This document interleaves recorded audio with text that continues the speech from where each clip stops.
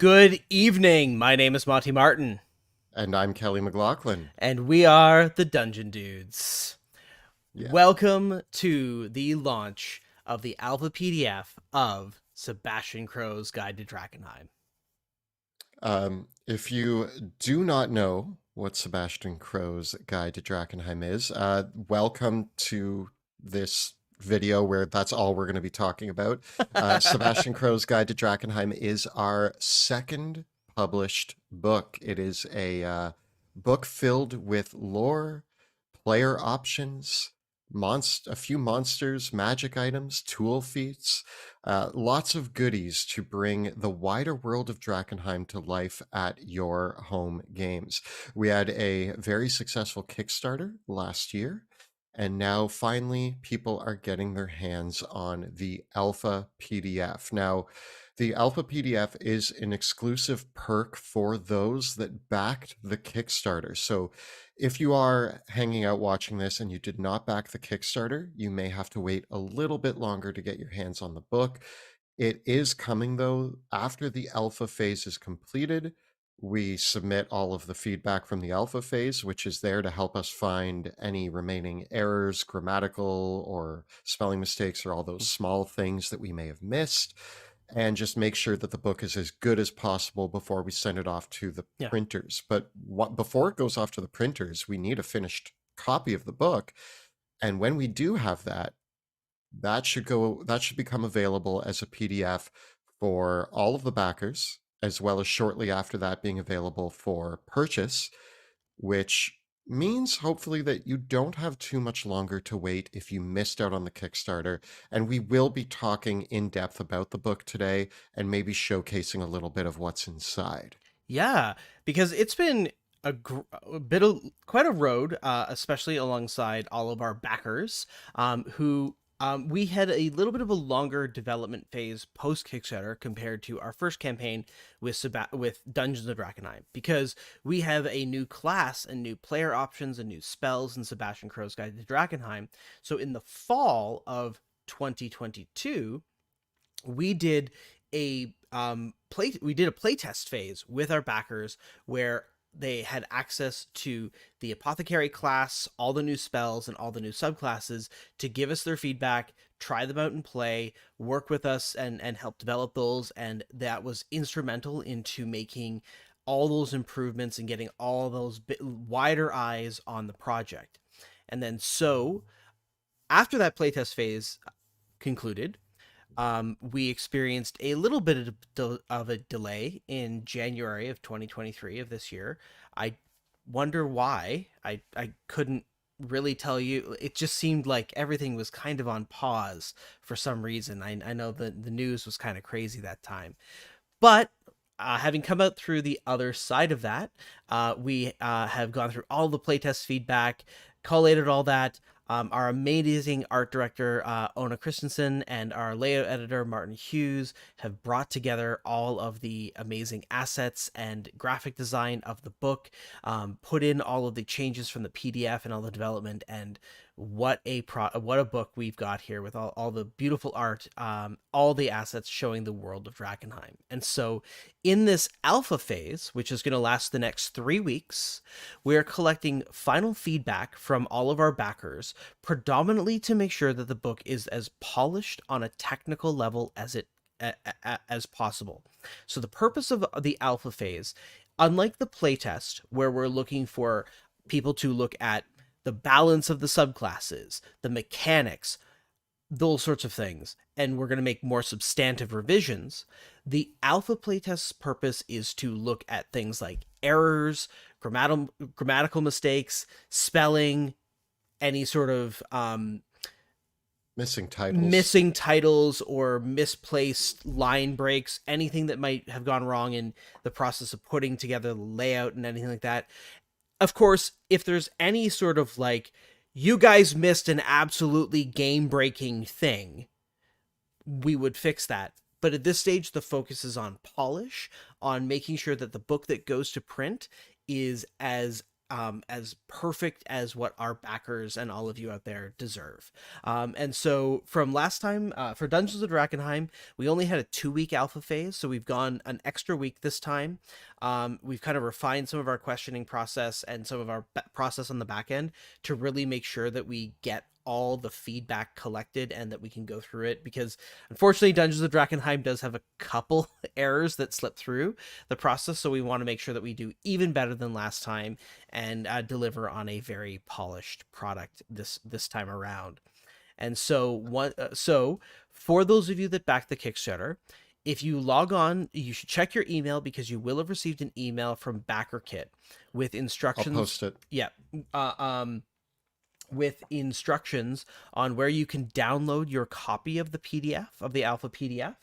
And that will also include a link to the alpha playtest, the alpha feedback form, where you can submit any sort of anything that you find. And for those of you that are joining us tonight in chat, we would ask, please don't tell us about any grammar or spelling mistakes that you find in the YouTube chat, because all of that will get lost into the void of the ether once this live stream is over. If you're reading the book, if you're following along with us tonight, and you do see something, please take the links that we have and put it in to the form, because that's where because really and truly, Kelly and I, we're going to be cracking in through all that feedback after the form closes and going through it in the week following once everything is submitted. We're kind of getting ahead on a few other things right now in our workflow, because we still have the bonus adventures to wrap up. We've got work continuing on the virtual tabletop conversions of both Dungeons of Drakkenheim and Sebastian Crowe's Guide to Drakkenheim.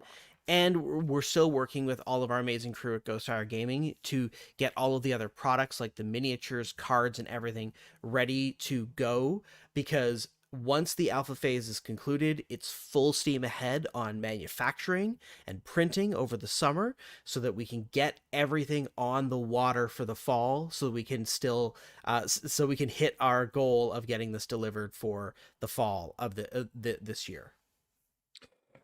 So I just posted the link in the chat. That will bring you to the Kickstarter update, the latest Kickstarter update. You want to sign into your backer kit to be able to download the PDF of the alpha. And about halfway down that update is a very large button that says click here to submit feedback. So that's what you're going to use if you want to let us know about any errors that you find in the book. But tonight, this is more. Obviously, we're not doing any fixes right now. We're not working on the book during this chat. This is a chat meant to celebrate the book, to answer questions. What we're really interested in is sort of like questions about the process, or even like bits in the book, the lore, the characters, the subclasses, the classes. Um, Now that you all have your hands on it, we just kind of want to enjoy what's in this book with you all and chat about it. So we're going to be taking questions from chat.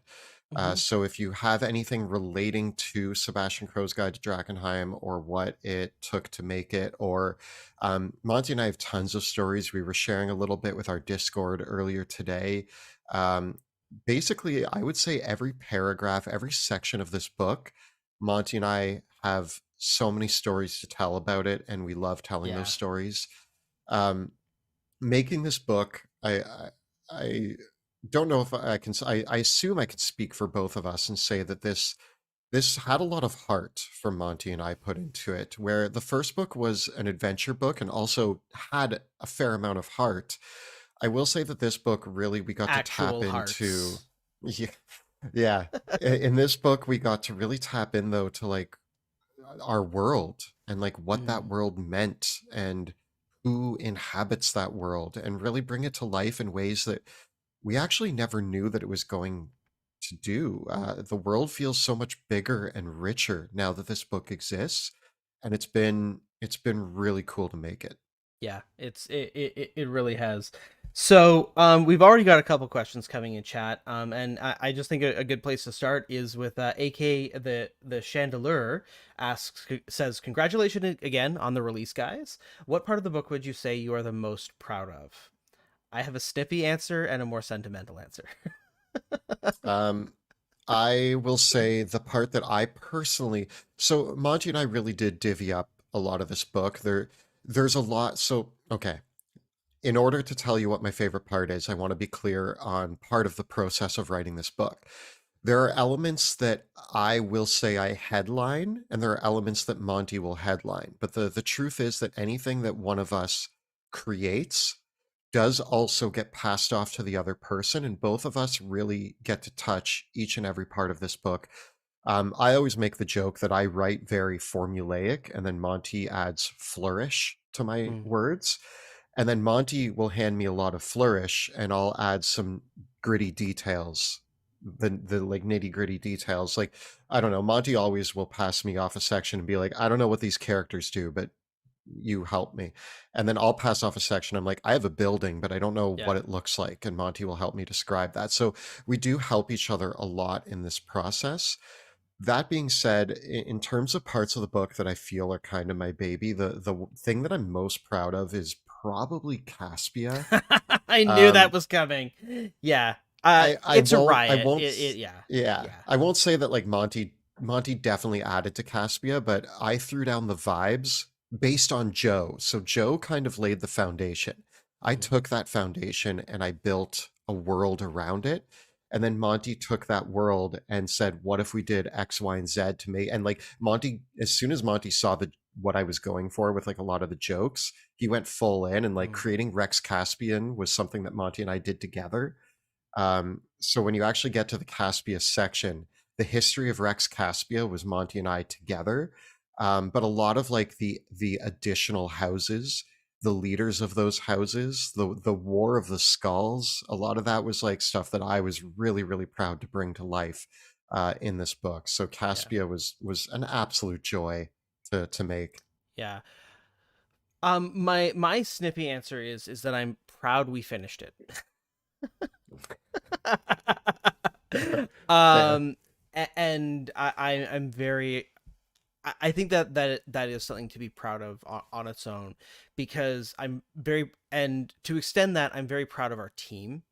I think that there's both the team that Kelly and I have as the writers working together. That process is something that I cherish very much. But I'm very proud of everyone else that had a hand in this.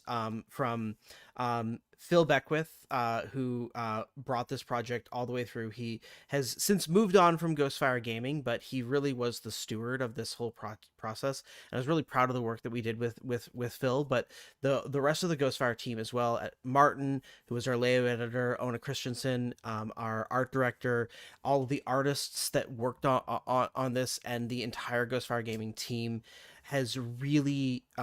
I'm very proud of this team that we get to work with. I feel very fortunate to be able to collaborate with such talented people, and people that really help Kelly and I realize the vision of this world. I think that one of the best feelings for Kelly and I in working on really what I think one of the greatest things is that we um we get to see the world come to life in art and over again. And for me, that is just so magical. Like when we have a board on Monday that is a web platform called Monday that our art directors, Marius and Ona, have used to manage all the art orders for the book. So in the process of doing the artwork, what happens is when our art directors get the manuscript, they go through the entire book and they read it, and they decide what they think would be cool to get art done of. And we have our wish list, and our art director then works with our layout editor to figure out where, once all the text is put into the book layout, where the art can actually fit in. And then they go out and they seek amazing artists to commission the art in the book. And so we kind of see all the art orders come in, and we see all of the artists as they're assigned. We see their sketches, their portfolio, their process, And I just like, there were so many parts in this process where either I would wake up to a text from Kelly, or I would wake up to an update on Monday with the latest piece of art that had just come in, and it was an electrifying feeling to see parts of this world come to life. And for any of you that are looking through the PDF right now, I hope you'll agree with me that the artwork is absolutely stunning, and it's a real joy both to see so many pieces of artwork of the player characters from Drakkenheim realized in this. But for me as a game master, so many more of my non-player characters have now come to life. And in a weird way, I feel as a game master, and as a world builder, I know more about these characters now that I see them realized in art. I know more about these places now that I see an artistic representation of it. It really is something that gets me. I have a few questions here. I've been copying and pasting, so I apologize I Yeah. didn't get the names down, but we'll go with the questions I have here. What was the hardest new class or subclass to balance slash perfect? I Um, don't think any of them are perfect. I'll be the first to yeah, admit that. Um, I do think overall the apothecary was the hardest to balance because yeah, it is yeah, a full class, and so it meant that every change to the base class had to be evaluated against the subclasses, and there was definitely a back and forth there. And I think most of the apothecary subclasses got the most revisions going through this, but I yeah. I feel like In terms of in subclasses, terms of subclasses, I could tell you which one I feel was the easiest. which one? I felt I felt like when we released the champion fighter, everybody read it and Yeah. went, "Yep." And we went, "Okay, cool." The other one though that was a challenge, because people have opinions about this one, were the monks. The two monks The two went monks through definitely a went lot through of through a iteration. lot, because unfortunately you're not what we learned is that even though the monk is underpowered objectively compared to the other classes in D&D 5e, I think it's a very well, maybe we can argue that it's subjective, but it's very well regarded. If you make something that's more powerful than any of the existing monk subclasses, which is the problem with the monk, is that the subclasses are not great. But if you make something that's stronger than them, people get worried. But That I was our goal with the yeah, monk, was yeah, to make them stronger than the exist. And people were like, there was a lot of opinions of like, well, now these are the OP subclasses, and we're like, yes, because we want your monk players to stand up with your paladin players and feel like they yeah. can stand toe to toe with each other. So that was actually the goal. I do think that the two monk subclasses were actually the hardest because our balance was to try to Mm, balance them to the other classes in the game, not to the monk. Um, so we made really powerful monks, and yep. we hope you enjoy them. Um, which section did you enjoy working on the most? Other than Caspia, Other than um, Caspia, ooh, I think working on the apothecary. yeah. Imagining the apothecary was really big for me. It was really exciting to just come up with the ideas. And the apothecary, we've said this before, but the apothecary was an early idea that Monty and I started brewing like 3, 4 years ago. Mm, And it went through several iterations until it landed where it is. And I just really like where it is. Um, it it feels like such a versatile class option and something unique you don't see a lot of in D&D. It's very science based, and I like that. yeah. Science fiction. I really enjoyed writing the Edicts of Lumen. That was a fun section to write, especially with you'll see throughout the book that there's several different quotations from some of the famous texts, like the Testament of the Falling Fire and the Holy Books of the Sacred Flame and the Edicts of Lumen. And one of the things that we got many requests for was people wanted the full text of the edicts, and I'm not going to write that because that's a 600 page, like, I imagine the edicts, there's a piece of art, it's like a 600 page book, but I enjoy just writing the general idea. and I hope that the Edicts of Lumen are definitely the part of the setting that people seem to have the most questions about. And so I really hope that this section of the book answers those questions for more people, because I think that it seems to be the stickiest thing, and the having the edicts broken down into what they actually say, I hope that that's going to be useful for people that are running both Dungeons of Drakkenheim and exploring the world as a whole, because I had fun writing it. Um, Maybe some inspiration behind some of the old gods or just your personal faves. One thing I will tell you before we dive into the old gods is one thing that I really liked about the old gods. Monty did all the work in creating the which old gods existed, Mm. but but then he handed it off to me to write the sections on the uh, rituals and what is it, rituals and prayers or Yeah. rituals and yeah, like that I got to imagine by Monty. Like Monty had the descriptions of like what the old gods were, and then I got to come up with like a lot of like what the people who worship those Yeah. worship and Yeah, rituals. which was fun because the old gods are loosely inspired by deities of Celtic and Irish mythology, but they're not meant to be a reproduction of those historical figures. And so they diverge from the real world in ways that we thought were interesting. And so for us, it was a fun exercise in building this pantheon of primal deities that could really embody a lot of the stories that laid the foundations of this world. That because they're a more ancient set of beliefs than that of the sacred flame. And I think my favorite part about the old gods is how half of them claim to have made the world.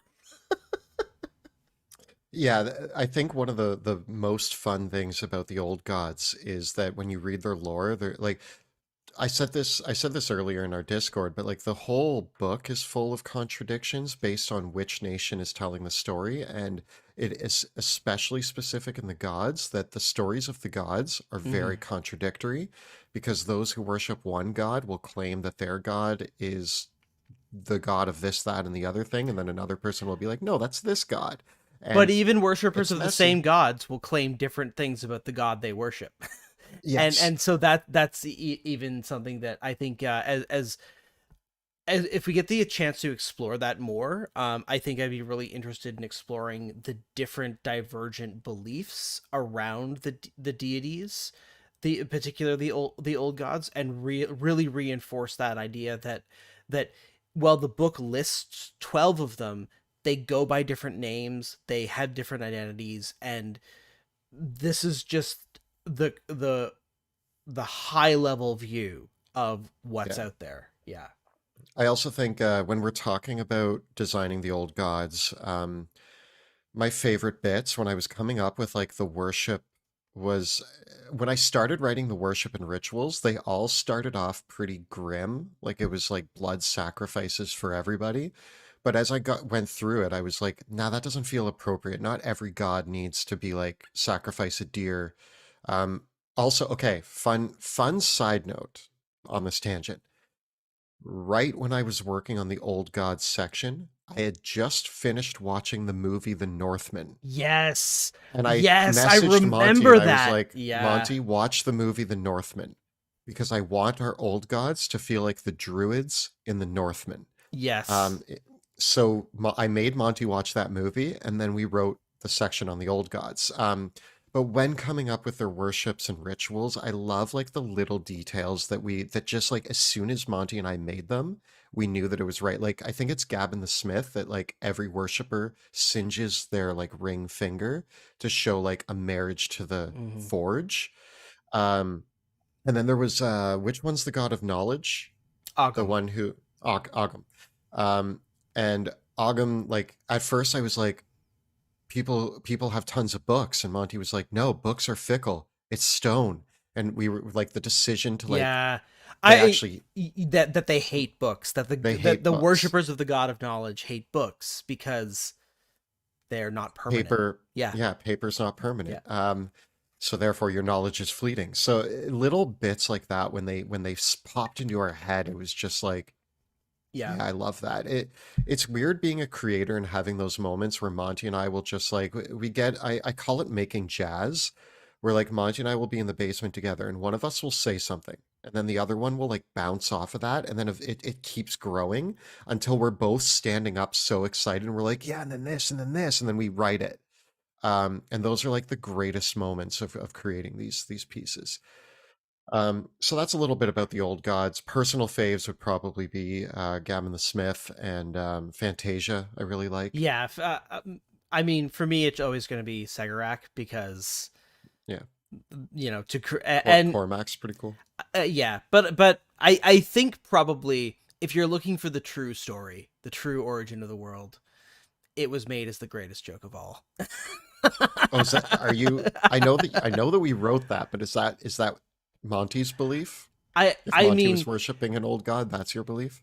if you're asking me if there's a creation story that I believe about any world, It's that it's a cruel joke. it's that it's a cruel joke.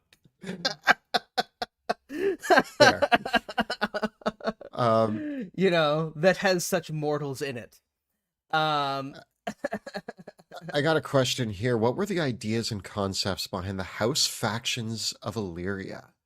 Um, I feel like the houses in Illyria were very, I don't know, was there a concrete theme or was it more just like Illyria felt very much like an Illyria expanded in, was tough.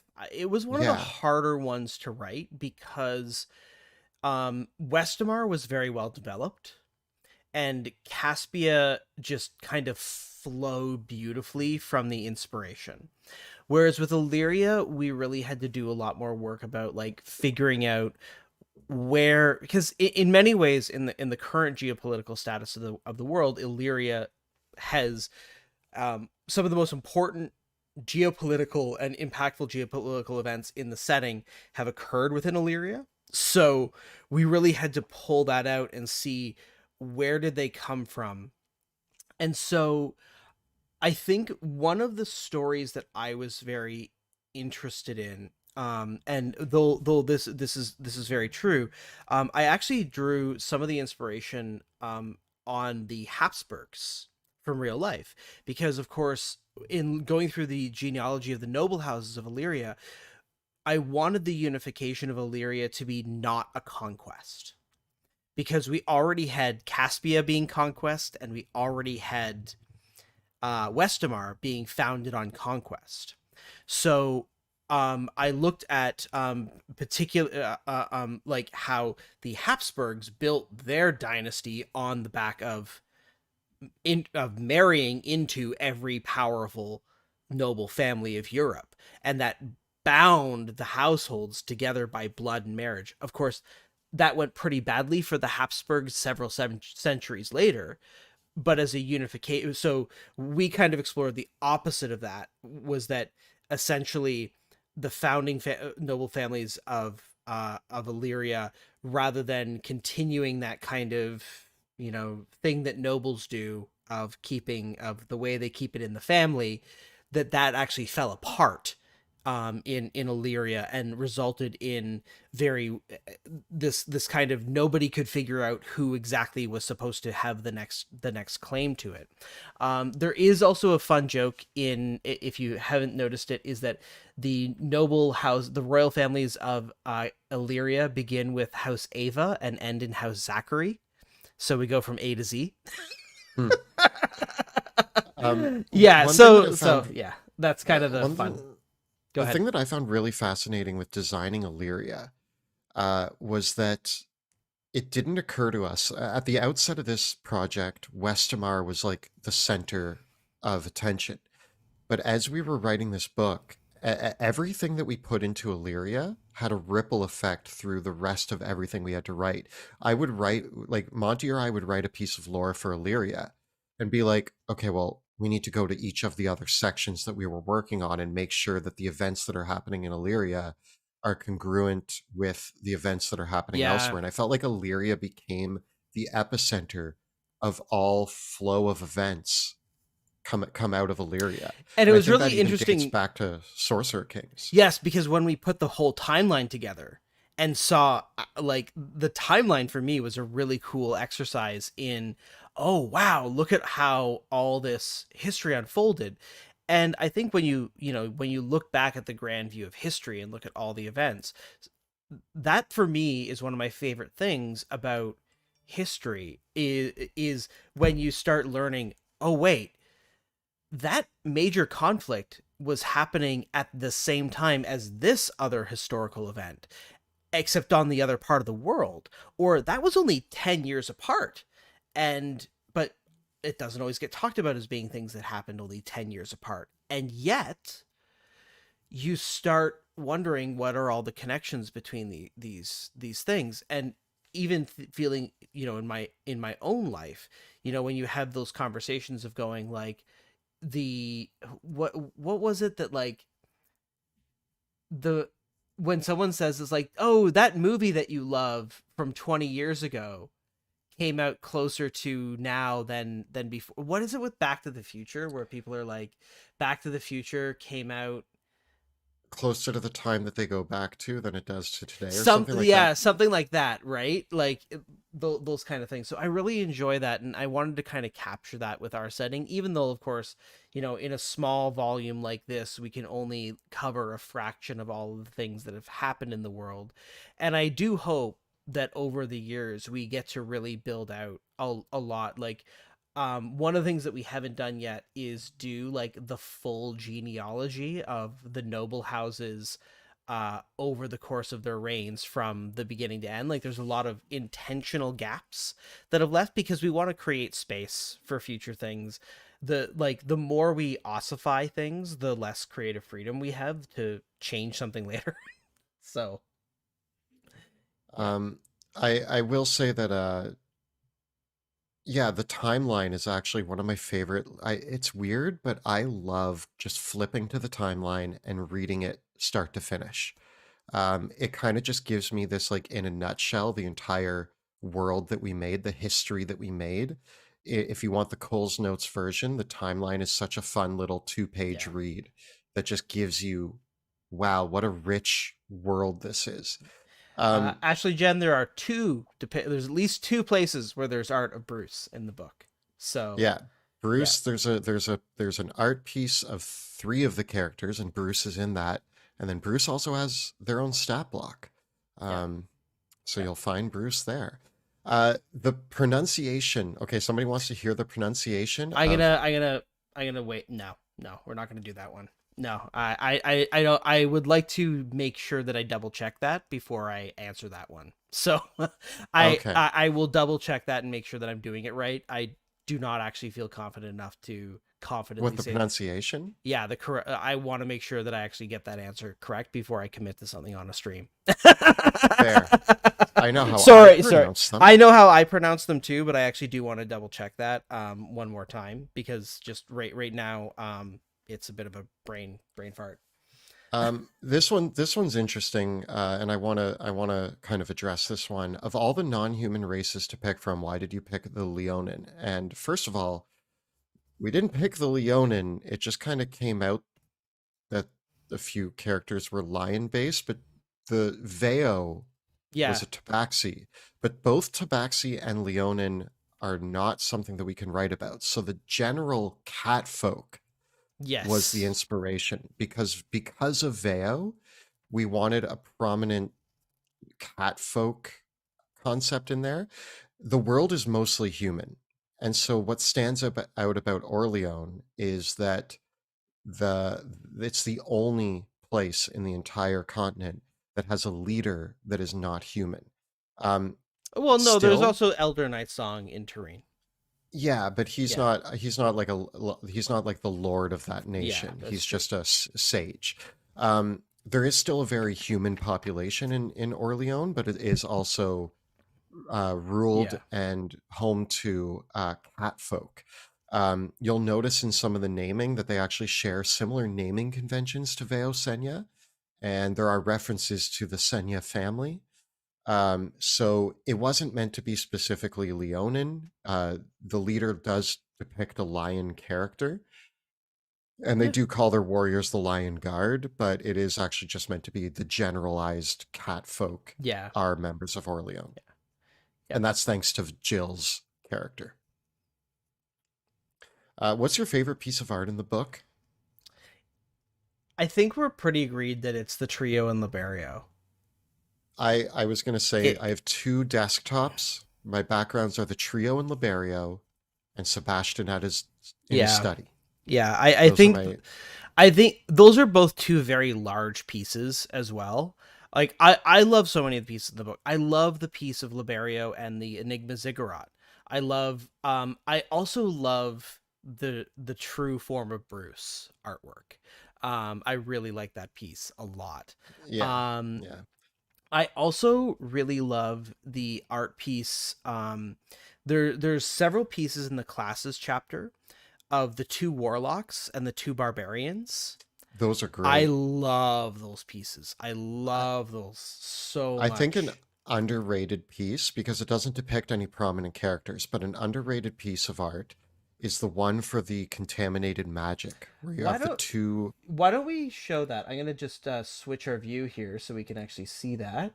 Let's share with chat some of these ones. So we got the alpha right over here. Let's grab something. Where Uh, so the one that obviously this we're Sebastian's office piece. This is just half of it. Uh, if but you end up looking at Sebastian's office, there are so many Easter eggs. What I did is they asked me what Sebastian's office would look like. They wanted the piece of art. I gave them a list of, I think, 20 to 30 objects to place in that office, and they got most of them in there. So there are about 20 to 30 objects in that office that are references to the show or little inside jokes. Um, yeah, yeah, the one that I think is an underrated piece is on page 182 of the book. It is the two spellcasters surrounded by ratlings. Um, I feel like that's such a cool piece that went unnoticed by me yeah. for a while. I've got the barbarians piece up right now, The which is barbarians awesome. piece, those Yeah, are those are perfect depictions of what I wanted the barbarians to yeah, look like. Same with the warlocks. yeah. Here we go. These two, love this one. Love this one. Somebody said no towel. There's a stack of Oh, towels behind Sebastian. there's a stack of towels in that artwork. Yeah. Yeah, yeah. Um, and what was the other one that you liked? Oh, yes, this contaminate the contaminated hands. Yeah, Yeah, I love that. I love that spell. I love this art. Yeah, yeah. the full page pieces really were a treat. And of course, I've got behind me on stream right now. I've got the The wagon heading the wagon train. Yeah, I really they're really like heading to that. Dransmond, and there's the lighthouse. That piece tells such a story. Like there's so much of the campaign in that one little piece of art. So yeah, artwork was fantastic. Really well. Where is the trio in Liberio? Is that under? Uh, Is that in that the? is under. It's in the character. I think it's at the very beginning of like characters. Oh, it Before is. Apothecary. Yeah, a few pages before Apothecary, page 129.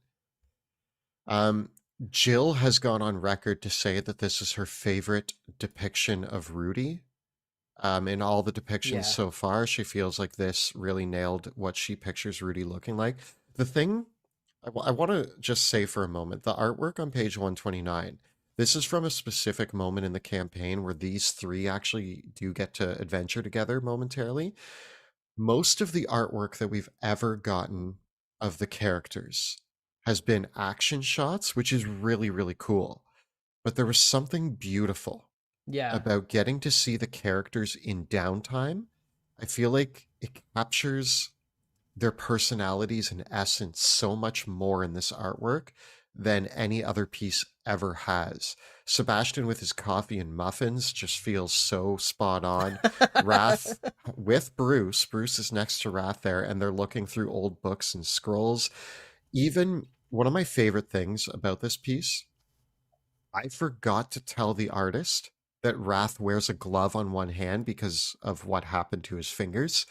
And the artist clearly watches the show because when I got the art back, I was like, they remembered Bruce and the glove. So clearly they knew what to put on Wrath. And Rudy with her frozen dessert, Yeah, just yeah, enjoying. yeah. Yeah, it really captures so much of the I characters. yeah, I actually want very much I think I could see getting some more character art from this artist particular Yeah. to do more work. Because these really captured the characters there. Um what else where else should we go in our wide world of our book here? In terms of showcasing art, you know what's actually a little uh maybe no, maybe not. What else is a really good piece? The Isles of Skye have some beautiful art. Oh, you know what? Actually, I got one. I got one. which This is one? this is a bit of a spoiler, but this actually might be one of my favorite pieces here. Which The wh- directorate paintings. the directorate paintings. The Yes. yeah, the directorate paintings, I really like these ones so much. And just seeing the entire directorate get such a cool depiction in this way, I really felt it captured um some more of that. Actually, someone is asking the name of the artist that did the trio in Liberio. Let me just get I want to make sure that I'm getting everything correct. Let me just pull that up. Um, this was done by Ignacio Corva. And so check them out. I think we can get them. They do have their Instagram and their Twitter, and so um, check them out as well. Um, Adriana Mordiera's portrait is smashed out because she died. Because she Yeah. died. Yep. Um, Yep. Here's another question that we can actually talk about our process. Or do you still want to do more art as well? Uh, we'll if more We'll questions get keep it asked, open. we'll keep it open. Um, do you ever look at a piece of art and have to say almost but not quite? And this is actually part of the process, is in both books, we occasionally get art back and we do, it's rare. Oftentimes I'm just instantly blown away, but there were a few times that I had to, that we would have to like, message the artist and say, this isn't what we were going for. Yeah. And then give a more detailed notes. I think the only two times where we actually had that, the executioner from Yeah. Dungeons and The Pale Man from Dungeons, I remember I had to. yeah, and I Uh, think the other one that I wanted to get done properly was um the coat of arms of House von right. Kessel, and just making sure that the actual symbols of the households were well represented. We didn't end up being able to get symbols for all of the households. I would have really liked to have gotten all those, but it was just going to be too much to get them. Like it was kind of a choice of like, do you want to get the NPCs or do you want to get the symbols? And we went with the NPCs. So that was that. For a few people asking, the alpha PDF release, once again in chat to say, is available to all of those who back the Kickstarter for Sebastian Crowe's Guide to Drakkenheim. This was a backer perk for the Kickstarter, so I'm afraid if you did not back the original project, you got to wait a little bit longer for the wider release of the PDF version of the book. You can pre-order it on the Ghostfire Gaming store, but this is basically we're doing the final polish, fixing all the editing errors, and then sending that out on and over. so that it's all our I's are dotted and T's are crossed. And so our backers are helping with us with that. So if you did miss out on the Kickstarter, I'm afraid you got a little bit more time to wait, but hopefully we should have the PDF available on the store sometime this summer. I would expect, like, the alpha phase is only going to be 3 weeks long. Then Kelly and I are going to apply all those corrections, and Martin's going to put all that in as well. And so I from what I understand, I think we're going to be sending the book off to the printer sometime in June. And so once the PDF goes off to the printer, then we should be pretty clear for a wider PDF release. We do want to make sure the backers get it a little bit early as a thank you, but then pre-orders and everyone else will be able to pick up copies as well. We do have a few people asking about the Bruce's True Form artwork. Do you want to show that? It's on page Ooh, 190. maybe we'll save that for a little bit later. Maybe we'll save that for a little later. Yeah. For those who do have the PDF, it is on page 190 of the alpha PDF, under the spell Summon the Thing with the Writhing Tail. Yes. So you can find it there. Have you had to retcon any lore from the live play before adding it to this book? Yes. Yes. Yes. Don't, if you pay really close attention to our live stream, there's a lot of retconning that happens. Yeah. So Yeah. don't pay too much attention to our I mean, flawless there's story. minor stuff, like some characters' hair colors have changed a few times. Yeah. And so there have been some light adjustments to timelines. We did originally Cecilia and Manfred von Kessel were two brothers, not a brother and a sister. So that was one thing that was changed from the show to the book, but then has been reintegrated into the show. Is there anything like earth shattering? Off the top of my head, I don't. I like, the biggest thing is that a lot of the details that are really close to the player characters and their personal quests have been scaled back. So, like, we didn't include a lot of the lore about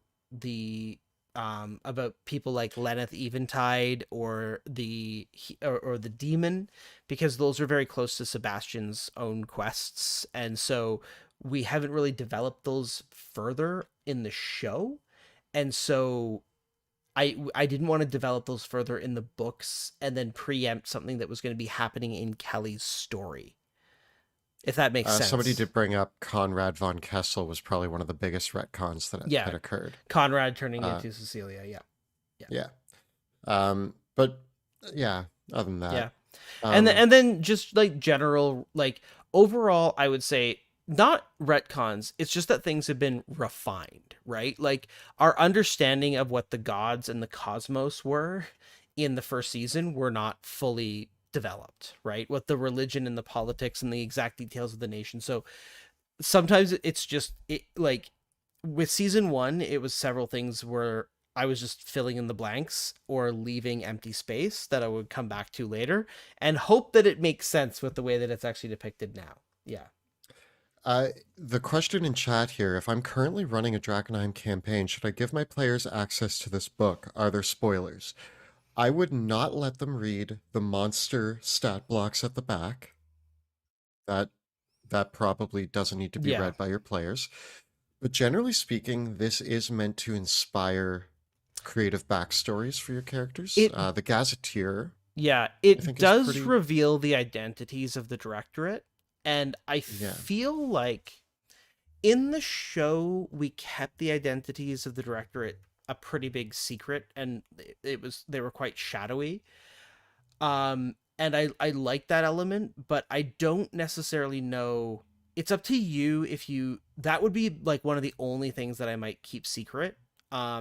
Because there are some sections in the rumors. So at the end of the day, I would read it and I would decide for yourself if you do think like if there's something that you might want to use. But if you're running Dungeons of Drakkenheim, I don't think that there's any there's definitely nothing that's going to spoil Dungeons of Drakkenheim itself that is in the Continental Gazetteer, right? Because we don't reveal any of like the secrets of dungeons, right?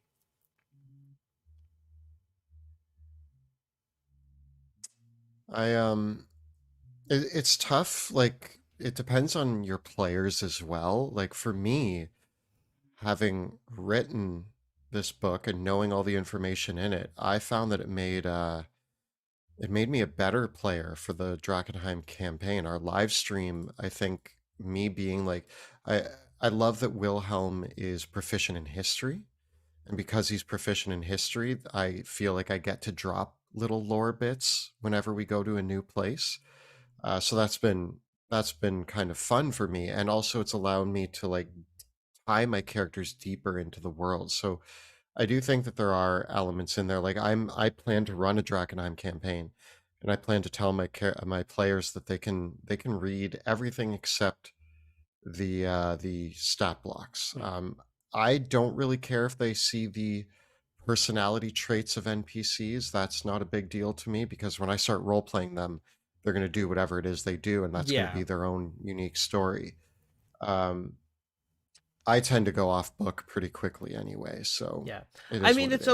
it's always tricky with a setting book because you want to give both options for the players and the DMs and ideas all around.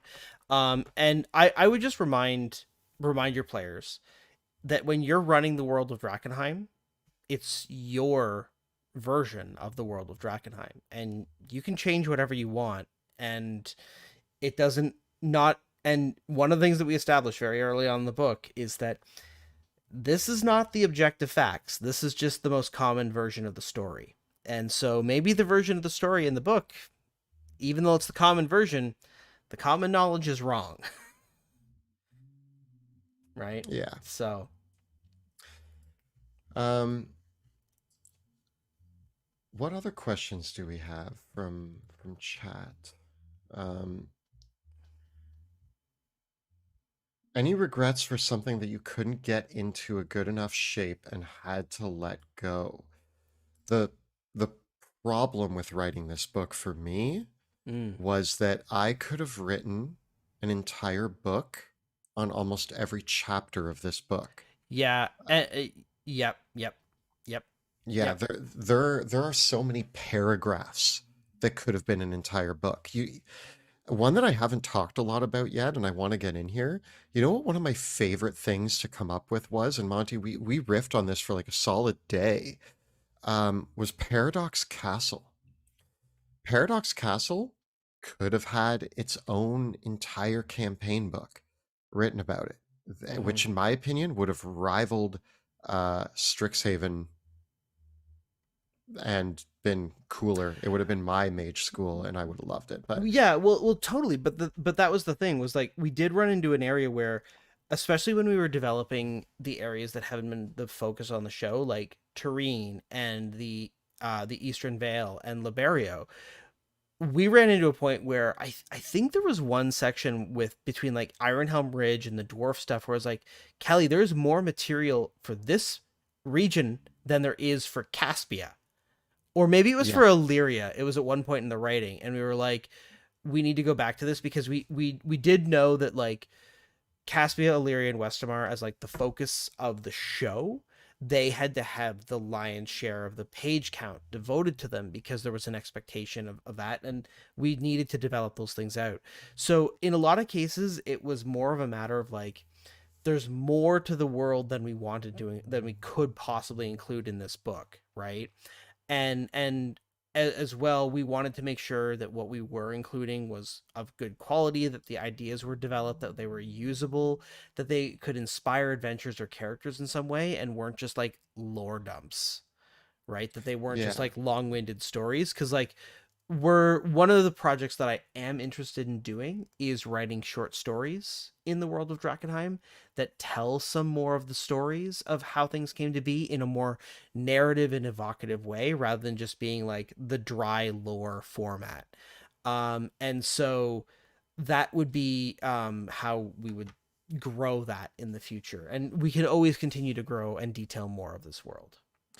I I do think that like even when you look at little things like the rumors or the descriptions of locations, all of those had Monty and I riffing on ideas that could have never made it into the book. Um, I had so much fun working on them that like what I hope everybody else gets out of this book was the feeling I had while I was writing like a rumor or a paragraph about a location, and I would just be like, man, I can already imagine the things that could be taking place here. Hmm. And therefore, I'm thinking of full adventures. I'm thinking of full campaigns. And and I hope that when others read this book, that's what this book does for them is they read like here's a simple one. When I was writing the cathedral in Todsfeld, and I'll never forget the feeling I got when I was like, all right, well, you know, it's flooded. So I didn't know where I was going with the idea. I just started writing and I was like, all right, here's the cathedral. Here's who's in charge of the cathedral. They've had to board up the catacombs below because they're flooded with water. And then all of a sudden my brain was like, well, that's delirium infused water. And I was like, oh damn, this just wrote itself. And I was like, the catacombs filled with dead are filled with delirium infused water.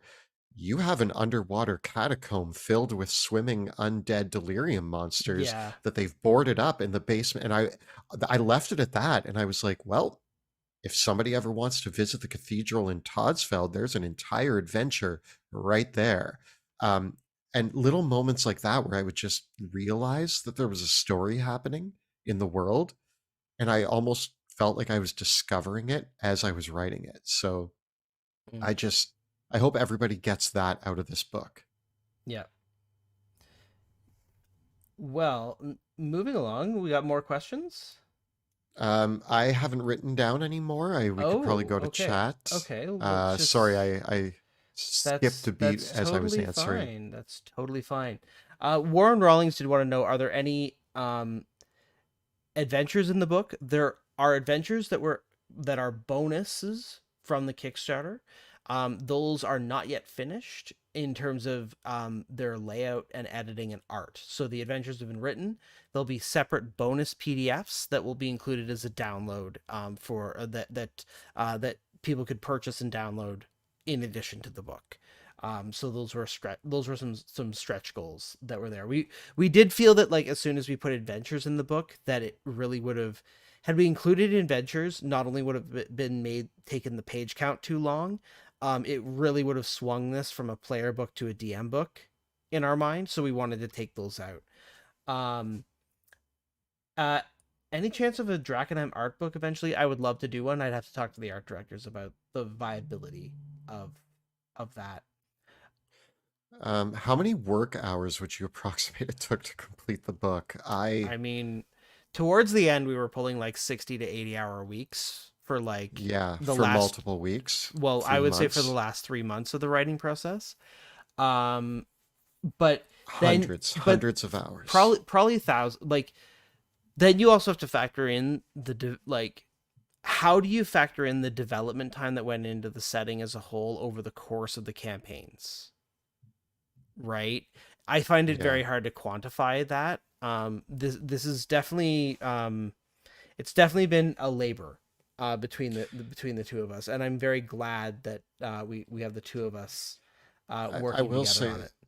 during those last 3 months, yes, we were putting in like 60 to 80 hours of work a week, but I would say that I was 24/7 working on this. Like it was a Yeah, weird 3 months where I couldn't sleep because I'd be lying in bed being like, but if the dragon lives here, what does that mean for these people who live nearby the dragon? And like I would just be thinking on lore bits, notes, rumors, theories, character ideas as I was falling asleep. I would wake up in the morning and like sit up in bed and be like, I need to write about Caspia. And like just like zombie walk to the chair and yeah. just start writing. So like it was a weird 3 months. I don't It think I did anything. it definitely was. Now, our next book we have a much more iterative process where we have given ourselves weekly homework. And so for the next one, it's we're trying to avoid that kind of crunch time towards the end. Yeah, as exciting as it was, those last 3 months felt like a haze, and nobody Yeah, really liked being around me because I didn't know how to talk about anything other than yeah. what I was working on. I The couldn't yeah do anything else. the word count, the page count, I think is 240 something, and the last official page of the book is 234. 234 pages, and I think the word count was about 150,000, maybe a 140. It was either 145 or 155, which is a big difference, but I can't quite remember. A lot of questions on what's the next book. We'll get to that towards the end. Yeah, Yeah, yeah, we'll maybe let you guys know. yeah. Um, Dice and Doggos, can you elaborate on your question of raptors? Is the question about Tureen and the raptors? We just Or wanted to is it have about, dinosaurs, man. yeah, we just wanted a jungle full of dinosaurs. Like no setting is complete without a jungle full of dinosaurs. It's Th- just cool. You gotta have it somewhere. there were ideas in this book that literally spurred from like, okay. One of my favorite, okay, there's a train of thought here, but one of my favorite moments in the book is originally the continent was just going to be Westamar, Illyria, Caspia. There was nothing else. And Right. we made the map and we split, oh, and the Eastern Vale and Isles of Skye. Those were Yeah. there. So we made the map, we drew all that out, and then I'll never forget sitting in Monty's basement, and he just takes a red marker, circles a part of Caspia, the jungle that we had made, and went, I don't think this is Caspia. And I went, well, then what the hell is it? And he looked at me and said, I don't know. And then he circled what would become Orleone. And he's like, this feels like it's not Caspia either. And then he circled Yeah. above the Eastern Vale and said, this doesn't feel like the Eastern Vale. What's this? And all of a sudden, our brains started to like explode with ideas. And then I remember when I was like, the jungle of Tureen. And we threw it on, and then I was like, what's in the jungle of Tureen? And then Monty's like, dinosaurs. And then that was it. Yeah. And then we had the jungles of Tureen full of dinosaurs. Um, and yeah, we have dino riders. I don't know if any of you grew up in the late 80s, early 90s, but if you remember the show Dino Riders, as soon as we had dinosaurs in the jungle, I knew I needed dino riders. Mhm. So we have the Klostrider Rangers, who ride the Klostrider Raptors, which is also a loose reference or maybe a direct reference to Horizon Zero Dawn, which the raptor creatures are called the Klostriders. Yeah. So yeah, Caspia needs to hunt some dinosaurs, but also there are people that ride dinosaurs. Um, yeah, a lot of ideas came from just that. Yeah. And for D20 Taverns wants to know, does Ghostfire Gaming have creative input, or did they just let us run with it?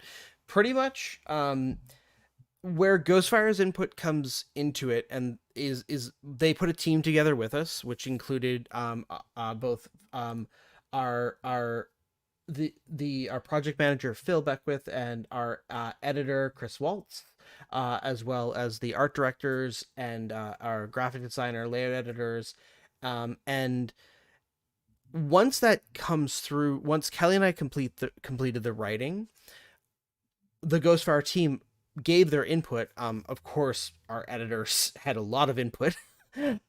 Because in the editing phase, both Phil and Chris put a lot more. Not only did they do a copy edit, but they did like a content edit as well. And so going through and look like doing a pass on the mechanics and everything like that as well.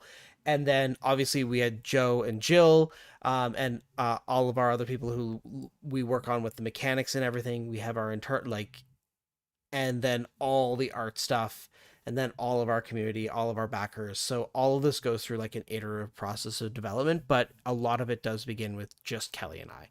And you know, kind of one of the advantages of working as a team is that whether it's something creative or something mechanical, like if we're working on something mechanical, like new rules, because we're a team, we can actually try stuff.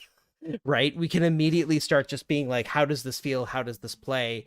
And start having that back and forth over things. And I find that having that two-person process makes a massive difference in what we're able to put together, because whether it is a creative idea or a creative concept or an idea or a mechanical idea, it's like a nice back and forth, and it lets us do this development process concurrently with the creative process.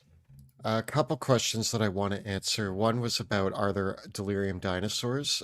If you read the section on terrain, there may be, it may allude to a possible monstrosity roaming the wilderness of the jungle that makes it quite dangerous, Yeah. that may or may not be impacted by delirium. Um, the other question, were Joe and Jill adamant about including or excluding anything? Not really. We gave them the early notes and asked if they had any feedback. I wanted Jill specifically to look at Orleone, and I wanted Joe specifically to look at Caspia, but most were just like, sounds great. I asked Joe a few questions about Caspia while I was working on it, just like, what were some of the things that you talked about in the show that seemed cool, and we had a little back and forth on that, but um, Joe and Jill are very much happy to just be along for the ride, and they're very like they're not overly precious about anything outside of their direct characters. So they were just excited to get more meat on that, but they weren't they weren't adamant about anything being forced in Yeah. there.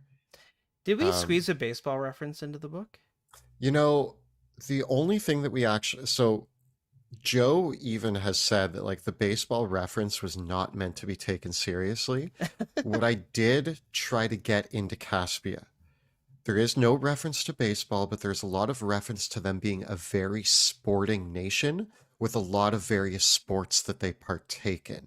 You can do with that information what you will, but I also allude to like horse racing. They do a lot of like track and field events. So I don't specifically call out baseball just because I'm not going to lie, in the world, in the book that we're creating, baseball feels out of place.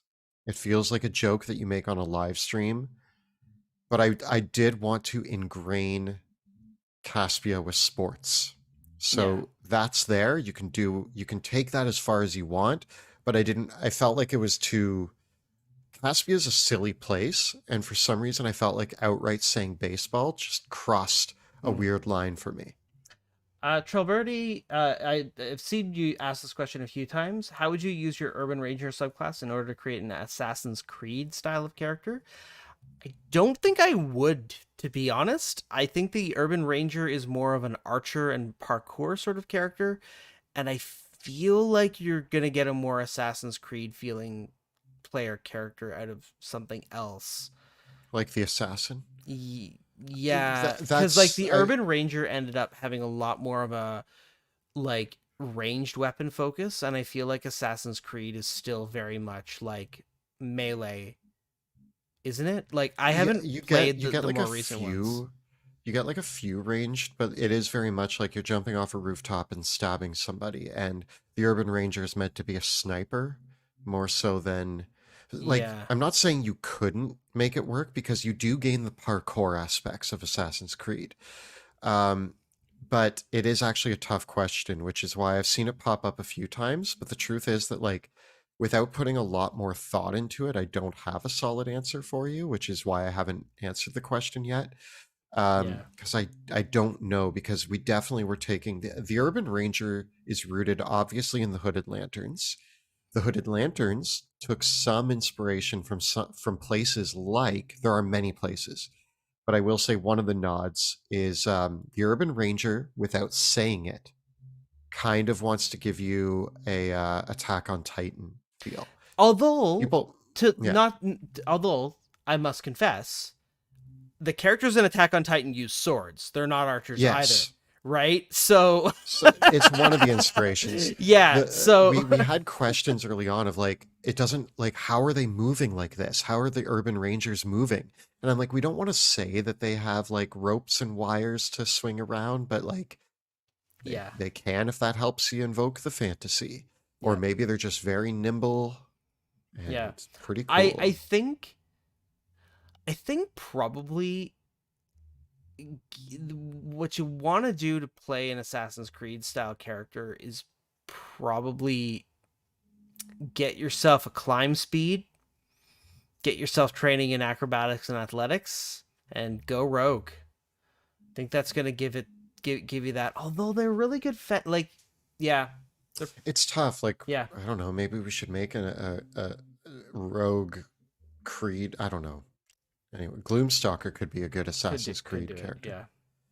Yeah. Um, any stat blocks for Sebastian and the gang? There are stat blocks that are meant to allude to the characters. They're not high ranking by any means. Yeah. Like they're not the same as the characters in the show. But if you look at the artwork for where is he? I'm just gonna bring him up here. We have the Academy Outcast, who may or may not. The artwork is actually just literally Sebastian Crowe. So the Academy Outcast is Sebastian Crowe. The Liege is based on Pluto Jackson. And did we have? I mean, the And then Urban we Ring. do have an urban ranger stat block as well Yeah, in there, which a hooded is lantern Veo. ranger, which you could use for Veo. There was another stat block in Dungeons of Drakkenheim as well that you could use there. So there you've got a couple different options of stat blocks that could work for the original characters. In although maybe less of a Rudy Wrath Yeah, and we didn't yeah, we didn't really put Rudy Wrath or Wilhelm in there.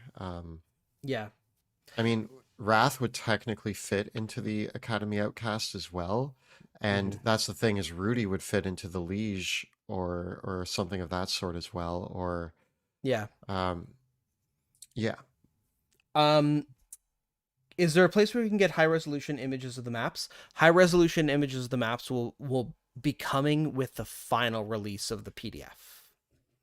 For now, no, but there will be there will be some. Um, this is a new question, but I feel like we'll answer it. January's issues aside, how do you overcome seemingly insurmountable issues as writers?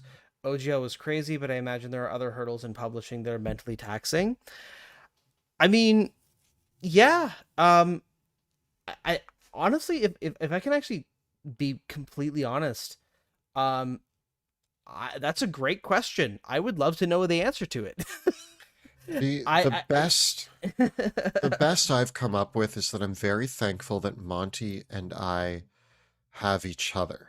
Um, yeah, there are times during the writing process, and I think this happened in this book where there was a pretty big back and forth where there was a few moments where Monty was like, I got to tap out for a week, and I would pick up the slack and do a ton of writing, and then I would be drained and Monty would pick up the slack and do a ton of writing. So like yeah, when one of us would hit a roadblock, the other one would pick up. And we very much rely on each other to pick up when the other one's feeling burnt mm, out. And sometimes if we're both feeling burnt out, we get together and we don't write, we just riff on ideas. Because Monty and I, even if we're burnt out, sometimes we can just be like, I don't know, what do you think about wizards? And then we'll yeah, start yeah. talking. And from those conversations, we'll go home and have new ideas to write But about. the thing is that's where it becomes just you're hanging out with a friend, right? And I would say that working as a duo is probably the answer, and that's unfortunately not something that all writers get to do, and not all writers get to do. Like, it's actually hard to find a creative partner that you can work with in the way that Kelly and I do. I've worked with many people creatively over the years, in a variety of fields. Academic, when I was in theater, Kelly's done that as well, working in film, and it's very rare that you find someone that you can gel with creatively and make a lot of things with and be like, I'm excited for the next thing we make together. I think the more common thing is you work with someone on a creative project and be like, I'm never working with that person again. Right. Yeah. And so with it, or like, I've worked with people who for myself, and this has kind of been like the big change for me, is like I spent a long time working on other people's projects. So someone would have an idea and then I would be contributing to their idea, but it was their thing, their idea, and I was like, that was the life that I lived as a theater designer. And often that I, even when I was in doing my PhD and in academia, when I was part of research projects, often those research projects were instigated by somebody else on a topic they were interested in, and I kind of got into it because I was interested in like something that dovetailed, right? And but this is ours. Like, this is our baby, right? And so we control it, we get to work on it, it gets to be ours, and um that makes a big difference in a lot of respects. Other than that, though, I don't necessarily know if I have the healthiest coping strategies, and wouldn't necessarily say that like the writing for 80 hours a week, I don't think that that's a good idea. No, So no. it It takes happens. a toll on It you and Yeah, your family and those around you. yeah. Um, I will say that like one interesting thing about working as a team is like Monty and I have the benefit and the Mm, luck of getting along really well, riffing together really well, creating ideas together really well. We fill in gaps for each other really well. But that's not to say, I think both of us have had to learn that although we are precious, we need to pick what we're precious enough about to be like, no, like there were a few things that Monty's like, I don't like this. And I'm like, this is making it in the book. But then there are other things that Monty would be like, I don't like this. I'm like, all right, let's get rid of it then. And like vice versa. Monty would be like, this is making it in the book. And there's things that I'm like, could we change it in this way? yeah. Yeah, sure, let's do it. So we do have to kind of work together. And like sometimes, like with my dwarf lore, and I'm like, Monty, this is making it in the book. And he's like, Kelly, this is bigger than Illyria. You can't. It's Yeah, no. yeah, And I'm like, and it took me a while to swallow that pill and be like, okay, but we're referencing it. And he's like, yeah, sure, yeah, let's do it. yeah. Let's And tell those stories. it is a negotiation. You have to have a back and forth on all these sort of things. I will also say that like I think a lot of I'm gonna be very careful how I say this because maybe it's bad advice. So don't disclaimers. A lot of people ask how do you like questions about like how do you write in a healthy and productive way? And I'm not sure that's possible nor desirable. Um, for everybody. I think that there are certainly people who have figured out productive ways of writing, but creativity is a messy thing. And my creative process is inherently a messy thing. And I have not discovered a way, like, everybody has their own creative process. I know the way that I work. And I think the most important thing with creativity and writing is coming to that understanding of how you work and understanding a little bit about what your needs are. And sometimes your creative needs are a little self-destructive. And obviously you have to be careful with that. But that's where I would simply say self-reflection, friends, family, and therapy can help with all of these things. And avoid and like, I'll just say for my part, it's like over the past couple of years, like I wrote 2 books and finished my PhD and gained 50 pounds. So I wrote 2 books, didn't finish a PhD, and had to start therapy. Um, so so, so so but there's a price for all of these things. And so um sometimes you got to pay the price. And I yeah. I will also say, talk about the creative mess. Something that I find interesting is that Monty and I, not only did we need to learn our own creative processes, but we also had to learn each other's. And Mhm. I think Monty will agree that there is a period of working on the book where Monty will show me his mess, and I hate it. And I'll show Monty my mess, and he hates it. Because we don't have the same types of messes. Yeah. I need to get my mess to a point where it's ready to present to Monty, and Monty needs to get his mess to a point where it's ready to present to Yeah. me.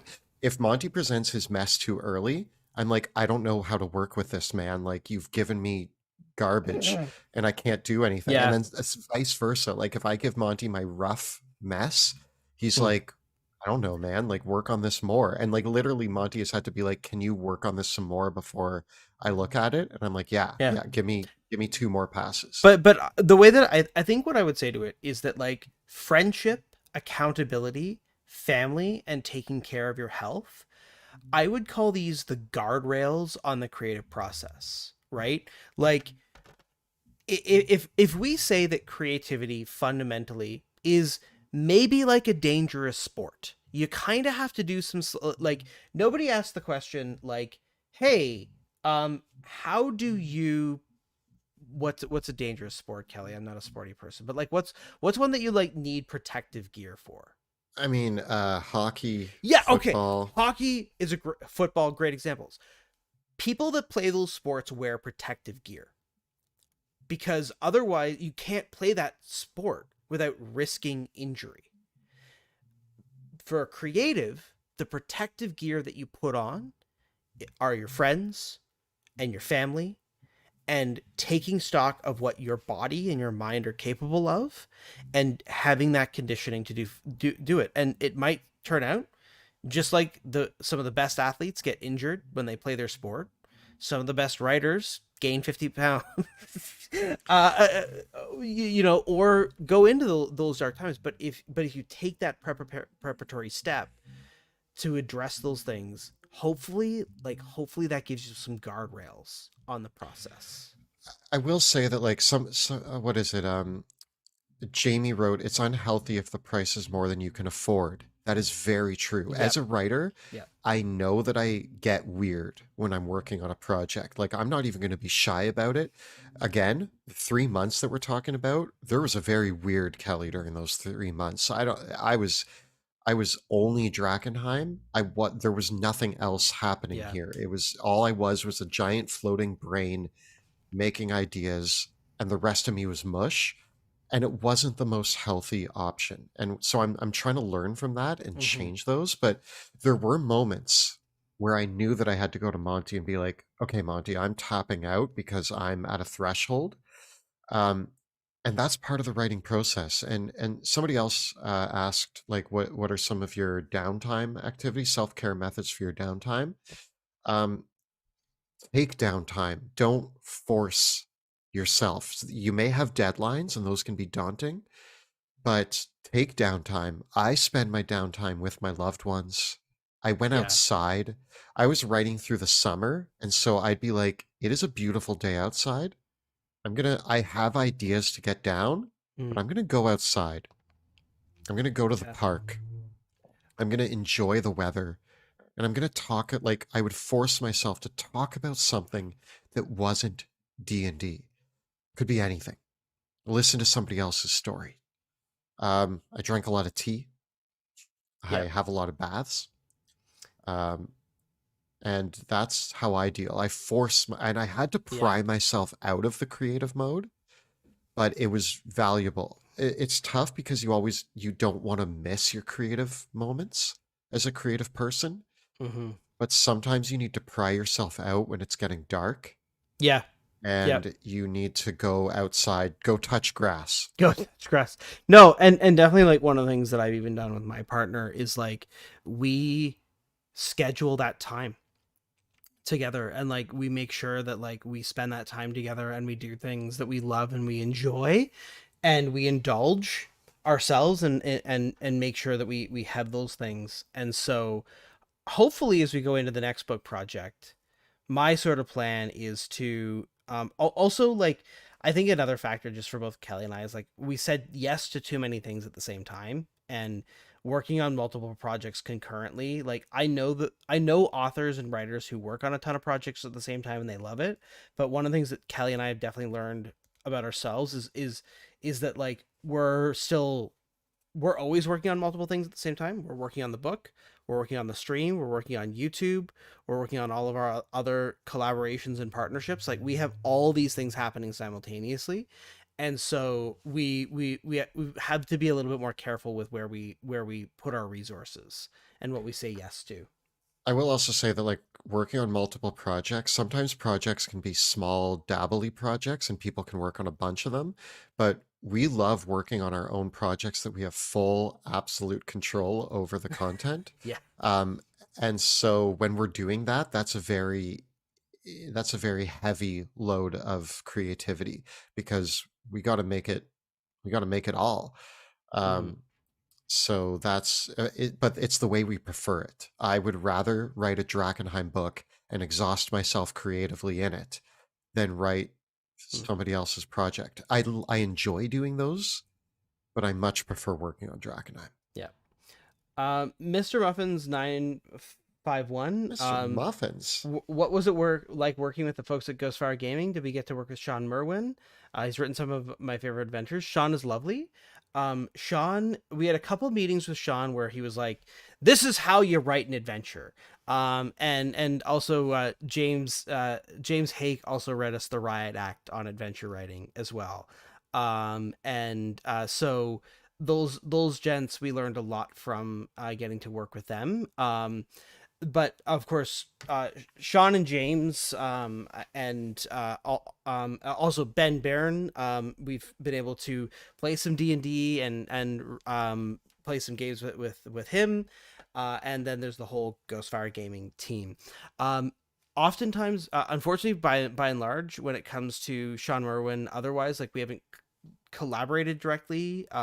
We worked with Joey on Citadel of the Unseen Sun because we wrote for that, and that we learned a lot through that process as well. But I think that I would love the opportunity to be able to do more stuff with those guys in Yeah. particular. I just think that it as is often the case with these things, you know, Sean's heading up his projects, we're heading up our projects, James is heading up his projects. And so I do also find that like you do get to a place where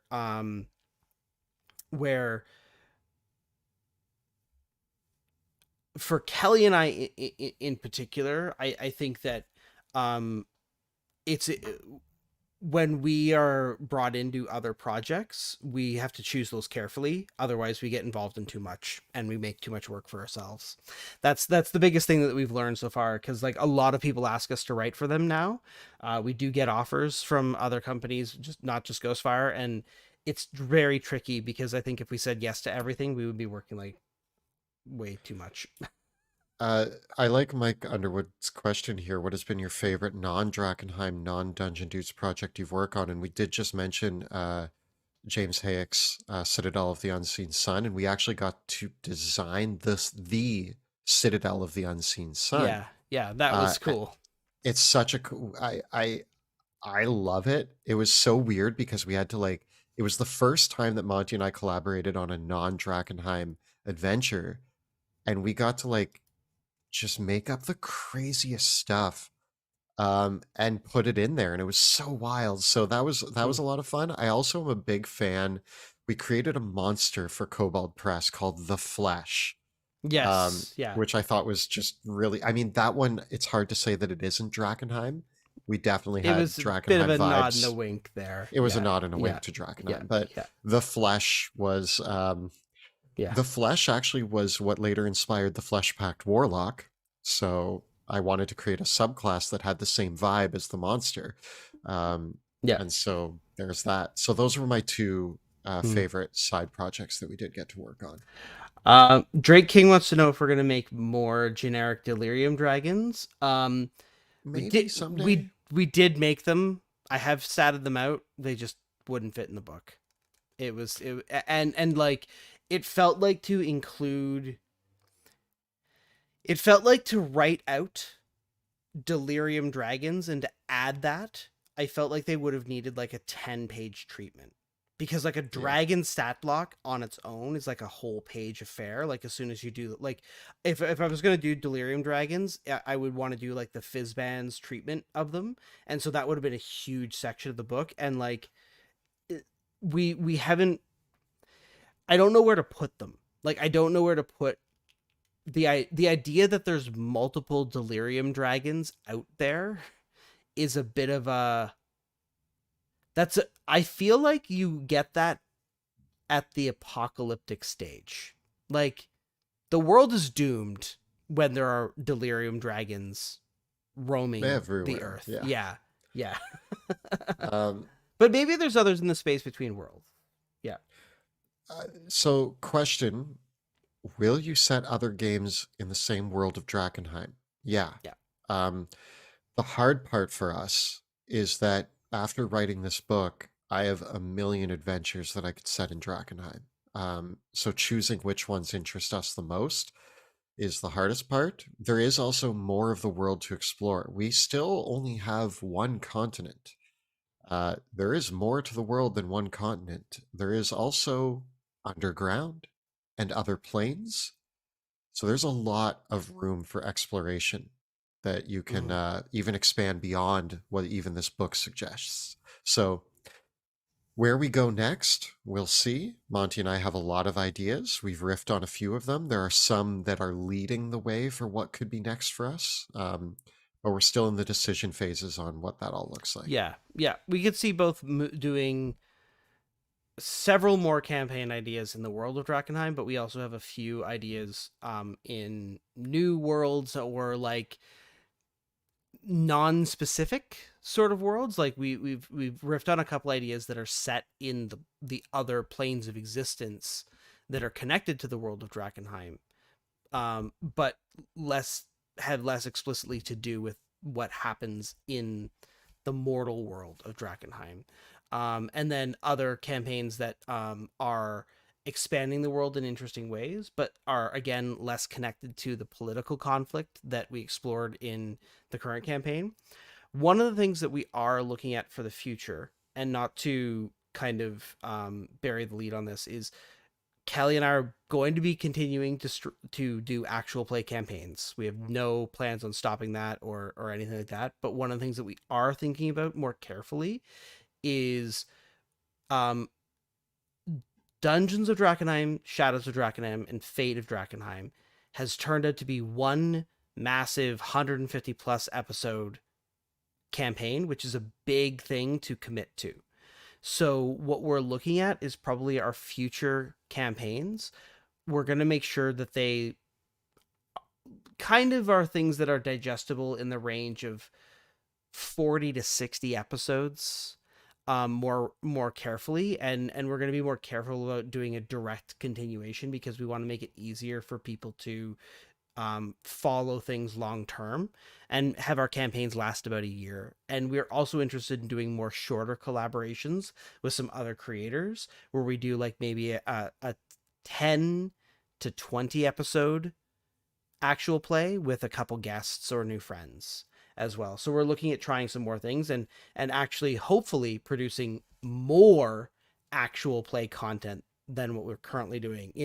In an ideal world, both myself and Kelly would be DMing an actual play campaign of some kind, in addition to doing a bunch of other stuff. So that's kind of what we're looking at. Uh, William asks, how do you keep Kelly out of the loop on the campaign's secrets when he is so heavily involved in its creation? That's the thing. He doesn't. Well, okay, he tries. I Um, try, but also part of the magic of the world of Drakkenheim is that it's less is that the secrets. It's not knowing the secret isn't as interesting as what the players do with that knowledge, yeah, right? I feel like all the knowledge that I have doesn't help me answer the questions of the campaign of Drakkenheim. And actually, I do remember, so in the original concept of this book, when we were writing it, I was not allowed to know about the Academy directors until Monty came to me one day and said, I hate to do this, but I'm stuck. And wasn't it that I forget what the two were, but there were It two was directors. Amaranthist and Zelvaka, and you were like, you need to switch these two, and they make sense. Yes. And that was it. Monty came to me. He's like, I didn't want to reveal the Academy directors, but I'm stuck on this. And he showed me the Academy directors and he said, I'm struggling with these two. And I was like, just switch their places. And he was like, oh my God, Yep. that's it. And I was like, yeah, I know now who they are. But I already had kind of figured that these might be the cases. So like nothing was truly spoiled for me, and I'm still excited about Yeah. it. So um Salter actually asked, do you think about having a separate YouTube channel for the actual play content? Almost certainly. So, one thing that I can actually say is that Fate of Drakkenheim will be the last actual play that is posted to the Dungeon Dudes YouTube channel. We're probably going to make a spin-off channel that will have all of our actual play content on that will obviously still be plugged with the main channel. It's just that YouTube, like, that is the algorithm.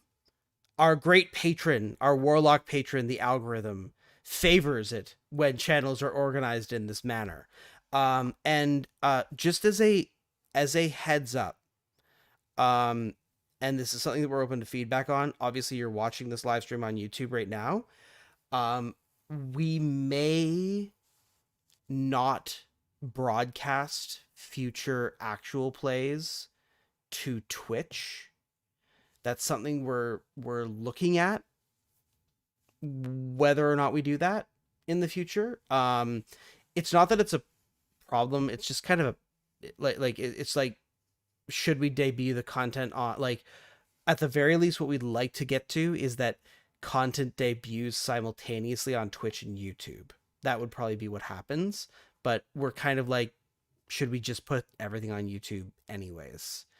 I mean, So at this point with the pre-recording, it just like the thing, like everything's already good to go, and it just makes sense for us to just drop it on YouTube and have yeah, everybody like we would do premieres on YouTube so that we could still join in on the chat. You could watch it yeah. live. So we're looking at Just stuff those we're bouncing options. around. Nothing firm. Dalton, yes, we will be at Gen Con. In fact, if you search Dungeon Dudes on Gen Con's event catalog, start adding some of the events to our wish list, because we're doing a We're doing a panel few things. we're doing a panel almost every day of the con. We're on a panel or doing one. So on Thursday at Gen Con, we're doing a panel with Joe and Jill on how to live stream your campaign. So if you want to see Yeah. all four of us, that's where to go. I'm gonna skip Friday. On Saturday, we're doing a panel with Ginny D, Will of D&D Shorts, and Antonio of Pointy Hat on being YouTubers. And then on Sunday, we're doing just a come and meet us. Ghostfire Gaming is going to have a booth. There will be books. We will be signing books. There won't be copies probably of Sebastian Crow's, though. There'll be copies of, They're not ready yeah. yet. And then and then if you're looking for something special, we're doing a very special event with Ginny D, with D&D Shorts and Pointy Hat on Friday. It is a D&D epic that Kelly and I are writing. We have a bunch of really awesome GMs that are helping us, but you get to play D&D with me, Kelly, Will, Antonio, and Ginny, because what's going to happen is we're going to do a 60-player epic D&D game where Ginny, Kelly, Will, and Antonio are jumping from table to table as their player characters, playing D&D with every single table. Well, I'm going to be playing a lich on a zombie dragon, invading table and table, while our our amazing GMs that are helping with the event are running this. We've got some amazing things that I can't quite talk about everything yet, but it's going to be wild. There's going to be swag. There's going to be cosplay. There's going to be everything. It's super cool. It's got a little bit of a pricey ticket price because we budgeted a few things to try to make sure that all the people involved are taken care of. But if you're in for that kind of thing, you want a chance to play D&D with me and Kelly and Ginny D and Will and Antonio, this just might be your ticket. This So is one of the most ambitious projects that we've ever yeah, taken on, yeah, and Monty and I are very stoked about it. We've wanted to do this for a while, and finally, Gen Con this year, we're yeah. gonna be debuting the epic. Mm-hmm. We don't know what it's called yet. We're gonna come up with a nice name, but right Yeah, now, just call it the D&D Creator yeah, Epic. yeah. Um, It's an epic adventure with the Dungeon Dudes, Ginny D, D&D shorts, and Pointy Hat. That's what it's called right now. So it's going to be epic. It's going to be amazing. It's only going to be at Gen Con. There's only 60 tickets available for it. And so if you're interested in that, put it on. Check your budget. Check your wait list. Go to Gen Con. And look, check that out because it's going to be super amazing and it's going to be a super memorable moment. And there's are we thinking of filming it? yeah, we're getting photography and film. That's part of why we have the budget. Right, right. Is so that it gets yeah. It's not going to be live streamed, but it's going to be we're going to get lots of footage for it. I'm personally, I mean, I don't want to tell, I don't want to say too many details, but I'm personally very excited about the concept. We're gonna have like all the tables are participating in like a together, like the same event. They're different paths, Yes. but they're all essentially storming one castle. And some tables, the events that the combats that they're engaging in, the things that they're trying to accomplish will affect the other tables. So although everybody's playing their own game at their own table with groups of like 5 people, um, the tables are all somewhat interconnected as Yeah. well. Yeah. And that just sounds really exciting. It's like you're all an army Yeah. trying to defeat an evil lich. It's going to be super cool. Yeah, Um we are looking at attending we're definitely going to be at PAX Unplugged this year, yeah. 100%. And we are probably going to be at Gamehole Con, and we are possibly going to be at Big Bad Con, and we are also probably going to be at Fan Expo in Toronto as well. So if you're looking for other chances, one of the other ones that I'll note is that if you are interested potentially in an opportunity to play D&D with us, but you're not going to make it to Gen Con, there might be opportunities to play D&D with us at Gamehole Con and maybe Fan Expo, but stay tuned for those. We're not sure yet. We're So working out the yeah, details we're working still. at the details. Yeah. Uh, Uh, Albini Lepern wants to know, would it cause issues if the royal family have elven descendants? Technically, yes, it would, because elves are all mage-born in the world of Drakkenheim, so that would be a pretty big issue. But if you're running it, go ahead, change things, figure it out. any chance you will attend a con in Australia? Yes, there's a chance, Looking but at PAX Australia, yeah, but yeah, maybe not this year though. we got to work out some details, but because Ghostfire's in Australia, we actually have a lot of friends up there, down there. To be on, Ashley Jen, not going to anything in Montreal. I'm going to dinner in Montreal and then probably to Boda Boda. I have never been to Montreal. It was lovely. My partner and I went for our anniversary. Not last year, but the year before, and we went. We had some lovely dinner in the old town of Montreal, and stayed in a lovely hotel downtown. Went around, and my partner loved it. I'm less big on spas, but Boda Boda was a very cool spa that my partner really wanted to go to, and she had a lovely time. I was like, I I felt awkward. Fair. I Yep. like a good massage. Um, Yep. what else Awesome. do? Mark Shepard, I'm newest to D&D and on episode 20 of the first campaign. Just wanted to drop in and say thanks. Awesome entertainment. Thank you, Mark, and thank you to everyone who has left positive comments and thankful comments in the chat tonight. It really means a lot. And you know, as a creator, I'll just say that like the moment your work gets in front of your audience is a scary time. Like, I did not sleep last night very well because I was Yeah. so anxious of releasing the alpha, because it's the first time people see everything. They react to things, and you know, that thought in the back of your head of like, what if people hate it? Is That always was there. terrifying to Yeah, me. yeah. And It's oh actually today has been very positive, and I'm so thankful for that. It allowed me to continue to be really excited, because there is always that fear that like this book was precious to me. And if I had released it and people were just all over the internet being like, this is trash, I probably would have just locked myself in the office and cried for 3 weeks straight. I know. So I'm very thrilled that generally it's been received very positively, Mhm. and people are getting what I wanted them to get out of this book. Um, Nicholas, we probably will not. We don't generally look at Comic Cons.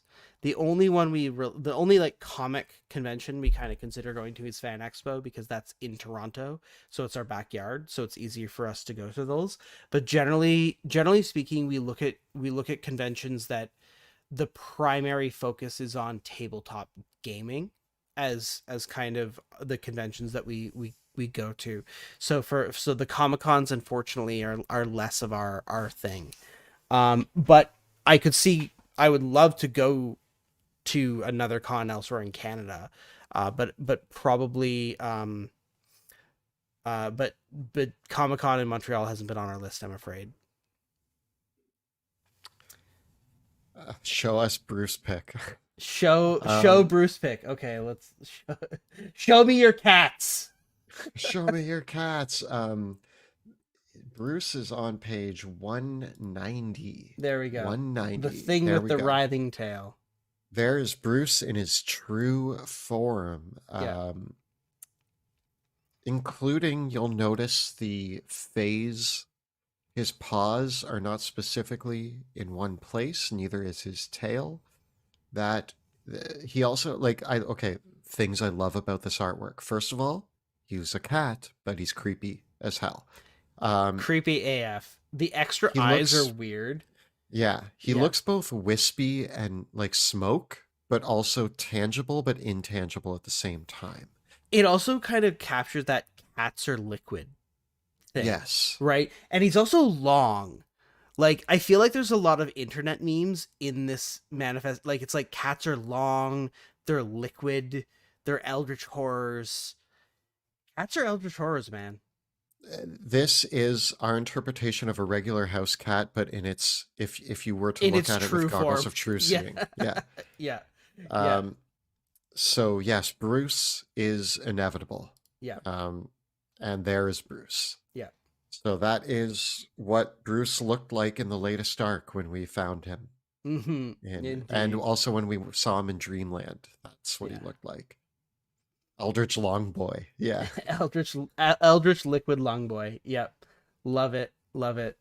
Um so we only have a few more minutes left tonight, and we did want to say, for all of you that are following along with the alpha, of course, we're still working hard to deliver all of Sebastian Crowe's.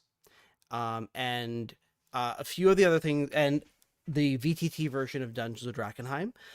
Hopefully, alongside the VTT version of Dungeons of Drakkenheim, we will be having an errata to Dungeons of Drakkenheim that fixes a bunch of the errors that were found in that publication.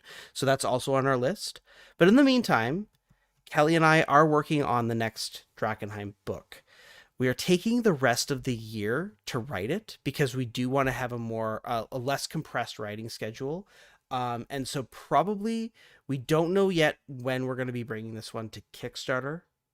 Um, Aside from a nebulous, not this year. Yeah. Yeah, but we can tell you what it is. Can we? I think we can kind of Okay. give a hint. So yeah, we're working on our next project. I imagine that since we have the Dungeons of Drakkenheim, which has, you know, a lot of I'm going to say the representation of Monty on the cover, because Monty's a delirium drag now, but he's also the wizard on the front cover of that book. We now have Sebastian Crowe's Guide to Drakkenheim, which has my character on the cover. So we probably need to look at some of the other characters and put them on some covers and decide what kind of books they would make. And Yeah. And it would be really good if there was more monsters. Especially, I feel like, especially, I think this is a cool opportunity too. That if we were looking at, you know, different systems potentially, or new additions or revisions, it would be a cool opportunity to do a lot new monsters, to revisit some of the monsters that we've done before and broaden those out. I really thought that the style of book of Volo's Guide to Monsters was one of my favorites because I really liked how it had a bestiary of like 100 monsters, but then you also got lore on like really meaty lore and layers and like locations for those monsters in their rough groupings, right? So I really like that yeah, conceptually. if we were to do a monster book, we would probably need an iconic monster hunter and slayer on the cover to Yeah, help showcase that book. someone who's definitely killed a couple trolls. Probably killed at least one Yeah, troll. for Would sure. they would be on the Yeah. cover, and I would want it. I don't want to just do a monster book. I want to do a monster book that is, as Monty said, full of lore, full of layers, full of loot, Yeah. and full of planets. Yeah. So if you can't put it together from all that, we are currently in the process of writing Pluto Jackson's Compendium of Monster Slang. That is the working title. So It might be things, the official yeah, it title. might be the official title, but we'll see where things go. And the conceptual idea is to design somewhere in the ballpark of we've seen monster books that are like, here's 500 monsters. We're going to go quality over quantity here. And we really want to do our spin on some really cool stuff. Um, uh, we a few things that we're very hopeful to include: more cosmic horror, A lot more more, more gothic horror, a lot more, more rattlings, a lot more. more trolls, A whole section on trolls. and other cool stuff that we haven't that We're we're gonna explore our version of undead. We might look at like kind of our versions of plant and forest monsters. That one is undecided at the moment, but there's some ideas floating around. But a lot of eldritch horror and a lot more of what you've seen us kind of showcase already. And along with that, we do want, like Monty said, this isn't going to be a 500 monster book, but it is going to include not only the monsters by category, but where these monsters come from, what yeah. their history and lore is, stories, plot hooks, and ideas that you can use to build entire adventures around these monsters, and maybe the types of layers and loot that you would combine with these monsters. So we're again kind of like the book that we just delivered to you in alpha form. Uh, we want the book to inspire creativity, Yeah. adventures, campaigns, and ideas. So it's not just a monster book. Well, we're never going to make just a something book. We're always going to want to make books that inspire creativity and beautiful stories to tell in our world. So you can expect Pluto Jackson Pluto Jackson's Compendium of Monster Slaying Mhm. to have a lot of that Yeah. in there. And all of our future projects going forward will have full VTT support. And one of the things that we can kind of hint at is we're probably going to continue working with Foundry and Roll20, but we are also looking very seriously into Alchemy as well. Alchemy RPG, because it looks sweet. Yeah. So the VTT is not even a question at this point. It's automatic. It will always be a part of the projects going forward. That will be that. For those of you asking for a cookbook, um, that is something that we would probably have to hire a ghostwriter to do. I can't write a Yeah, cookbook. we can't write a cookbook. So don't expect a cookbook from us. And if you ever get it, yeah, because There yeah, are loose ideas for what Veo's book is going to be. It's not going to be a cookbook. yeah, yeah, we might. Maybe there's a world where we do that as a joke or as a fun like pamphlet add-on, but all of our books are always going to be D, or they're always going to be TTRPG books. Yeah, but we do Yeah, have ideas. Like I do picture a box set someday that has Dungeons of Drakkenheim, and then if you know our fancy special edition, you back the Kickstarter covers. I really want Sebastian, Pluto, Veo on yeah, three separate covers. So yeah. that's a That's goal of that's kind mine. of the dream. Um, uh, with all these things, so it's gonna be it's that this project is a little bit further off. Yeah, We're we're we're in the we're very early we're stages. still, I think I think we've written about 30 monsters so far though, haven't we? Have we? I think we're Wow, good job, us. I think we've done like a bunch. I Yeah. I love making monsters, Yeah. and I've had some really cool ideas to riff on. I think you've done most of them so far actually though, Kelly. Oops, I Yeah. had a creative spurt. Yeah. I made some, I actually, so one of my favorite things, not to, I don't know if these will make it in the book or not, and I'm not going to give the names or anything, but I started asking the question of like, what have I had nightmares about? And I made those into monsters, and that was a Yeah. lot of fun. Because what I loved is we're talking about eldritch horrors from the space between worlds, and Monty and I had a conversation where it's like the space between worlds can be so many things, and none of Yeah. them need to make congruent sense with each other. Yeah. And then I was just like, so I can write any monster, and then I was like, well, here's a nightmare I had once, and Yeah. I just wrote it into a monsters. The Yeah, pace of our homework actually is Kelly and I write a monster every week, and we come together on Thursday and have show and tell. So we each yeah. write one every week. That's kind of the way we're doing it. And then hopefully by the end of the year, that means we'll have over 100 if we each do one a week. And then we can bring it all together towards the end. Um, the monsters are coming from all kinds of sources. For those of you wondering if we're going to do it if it'll support other non 5e systems, that's a possibility we're looking into, but it's still too early to say for sure how we're going to proceed with all that. We don't quite know yet. But anything is possible still at this stage. So, Monty, make a monster about finishing a PhD. oh, the dissertation. The dissertation, one of our Yeah. eldritch gods. Yep. Yep. We may or may Along not be toying with a eldritch entity known as the algorithm, but yeah. more on that later. Yeah. Yeah. Well, I think we've got to jump off. So that has been our. Thank you for joining us tonight as we celebrate the launch of the Alpha live stream, the Alpha PDF of Sebastian Crow's Guide to Drakkenheim. We will be doing more content like this over the next couple weeks. We will probably have another Q&A in here somewhere as more people get more time to just a few more. We're probably going to do more writer's room content over on Patreon as well, where we do more of a deep dive through the book and actually look for editing errors. Yeah. So be sure to check us out over on Patreon as well if you want to get in on some of that bonus content.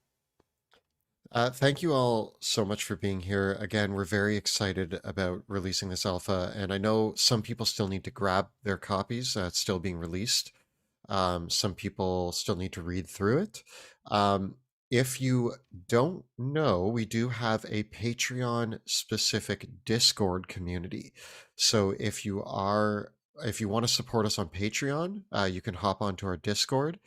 I might be in there a few times over the next couple weeks, just chatting with people Mm-hmm. about the alpha.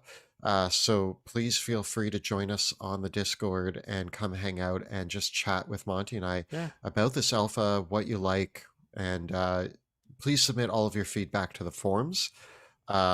Any errors that you find, and we'll get to it soon. Awesome.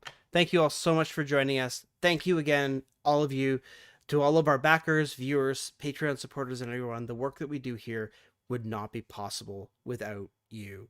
So thank you so much for helping us bring this project to life. And thank you in advance to everyone who sends in the feedback to make sure that this is the most polished book it can possibly be. As always, we will, and thanks for joining us. We will see you next time In the dungeon. in the dungeon. Bye, everyone.